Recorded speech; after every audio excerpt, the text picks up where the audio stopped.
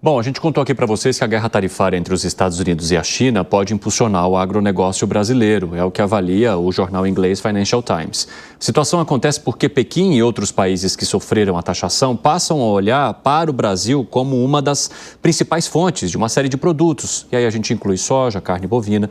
Vamos falar um pouco sobre esse assunto e esses possíveis impactos das taxações norte-americanas, as oportunidades que estão surgindo, agora com o Ingo Ploger, que é vice-presidente da Associação Brasileira do Agronegócio, a ABAG. Ingo, seja muito bem-vindo, prazer falar contigo e recebê-lo aqui. Vamos trazer primeiro a soja, porque a gente tem acompanhado uma produtividade cada vez maior a cada safra. De que maneira que o Brasil poderia entrar, então, nessa negociação para suprir parte da soja que seria enviada pelos Estados Unidos, mas que diante da guerra tarifária poderia ter uma negociação melada a partir de uma decisão dos chineses? Boa tarde para você. É um prazer estar dialogando com vocês nesse momento tão crucial. Certamente, o Brasil, o Mercosul, à primeira vista, vão ter uma vantagem comparativa dentro dessa circunstância que, para todos nós, é preocupante. Nós vamos ter uma inflação induzida um pouco maior, nós vamos ter uma recessão uma redução do crescimento mundial. Então, isso de maneira geral. Agora, na parte comparativa, o que, à primeira vista, salta aos olhos é que as nossas exportações para a Ásia poderão estar sendo favorecidas em função da briga comercial entre Estados Unidos e a China. Mas eu recomendo muita precaução nesse momento, porque Estados Unidos e a China vão negociar. Então, quando vão negociar, certamente os Estados Unidos vai solicitar a recompra da soja americana, carne americana, milho americano, e aí os dois não vão se importar muito com o Brasil ou o Mercosul, vão fazer suas negociações segundo os seus maiores interesses. O bom nisso tudo é que as cadeias produtivas da China e dos Estados Unidos são longas. Então, a exportação e a importação incidem um pouco menos no PIB do que talvez a Europa, o Japão, a Coreia, e a nossa também é longa. Então, isso nos favorece estruturalmente. O que a gente não pode perder de vista é o nosso trabalho na desregulamentação e da economia como um fator fundamental para mantermos a biocompetitividade. A gente observa a Europa desregulando, a gente observa os Estados Unidos desregulando e parece que a Argentina não acordou para esse fator competitivo. Ô Ingo, explique um pouco melhor essa questão relacionada à desregulação e por que hoje ela é uma pauta tão importante para esse setor.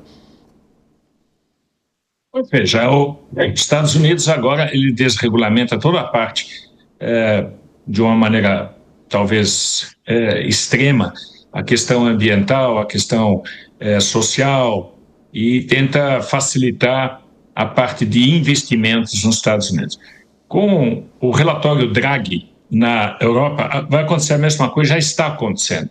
Eles perceberam que exageraram na dose da regulamentação ambiental, estão começando a flexibilizar e a recalibrar.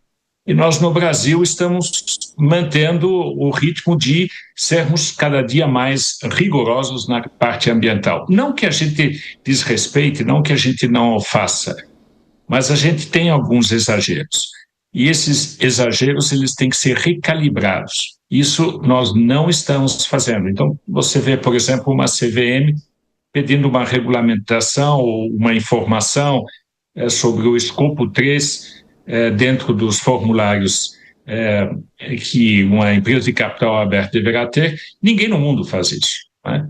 Então, a gente tem que estar com cautela, a gente tem que olhar o Brasil dentro do contexto todo. Nós somos muito biocompetitivos, nós respeitamos a natureza, nós fazemos isso.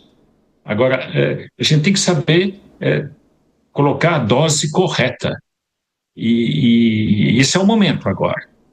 Ingo, eu queria falar um pouquinho sobre a questão da carne também, porque nesta semana o ministro da Agricultura, durante uma reunião ali com os ministros do BRICS, esse grupo que o Brasil integra, se colocou à disposição para suprir alguma demanda da China em relação à carne, caso a relação com os Estados Unidos continue com atritos. Como é que você avalia a possibilidade do produtor brasileiro se colocar à disposição e dos nossos frigoríficos também suprirem parte dessa carne que seria enviada pelos Estados Unidos? Eu acho que é correto, afinal, suprir uma necessidade de comida, independentemente da coloração política, é um fator relevante, não só comercial, mas humanitário também. Uhum. Então, fundamentalmente, eu acho que o Brasil está correto em estar suprindo quem está nos solicitando por alimentos. Ponto 2, o Brasil é o maior exportador de produtos de proteína animal e vegetal. A soja faz parte da cadeia da proteína animal. Então, nós dominamos essa cadeia. Hoje a gente faz cortes halal, a gente faz cortes kosher, a gente faz o corte para a União Europeia, para o Japão, para a China, daquilo como eles querem. E entregamos de ponta a ponta refrigerado ou resfriado. Quer dizer, é uma cadeia produtiva que é complexa, ela não é fácil, ela é uma das mais complexas. Uma coisa é a soja, outra coisa é o milho. Mas, nesse ponto, a cadeia produtiva da carne ela é facilmente deteriorável. Então, a gente domina isso. E domina bem e com um custo muito interessante. Uhum. Então, o que os Estados Unidos, ou às vezes a União Europeia, eles têm uma certa aversão ao Brasil, não que a gente exporte uma capacidade muito grande de atrapalhar o mercado deles, mas a gente atrapalha o preço deles. E com isso, eles têm que aumentar os subsídios da própria carne.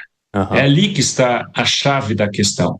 Agora, nós vamos continuar a sermos biocompetitivos, nós vamos ser cada vez mais atentos a essa parte, juntamente com o Uruguai, Paraguai e o Mercosul.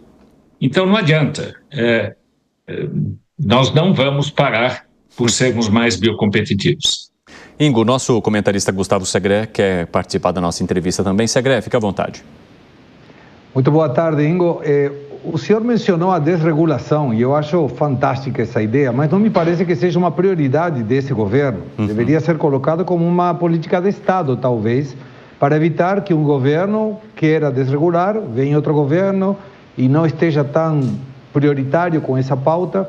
E concordo, claro, que a desregulação pode ajudar e muito, mas juntaria três coisas. A falta de regulação, por um lado, a falta de armazenagem, por outro, porque isso obriga os produtores a terem que vender no momento que tem a colheita e não esperar um momento mais apto para isso por falta de armazenagem. E junto com essa oportunidade que agora aparece no curto prazo de poder suprir essa demanda que a China tem e que os Estados Unidos não estaria atendendo, mas isso, como o senhor mencionou, é galinha, voo de galinha, pode ser curto prazo, e aí não corremos o risco de que os produtores, aproveitando, e têm todo o direito de fazer isso, dessa oferta que não está indo dos Estados Unidos e a demanda que se mantém na China, possam subir os preços em função da demanda não atendida e isso atinja a inflação brasileira? Uma excelente pergunta dentro de uma cadeia produtiva e dentro de uma situação econômica de curto, médio e longo prazo.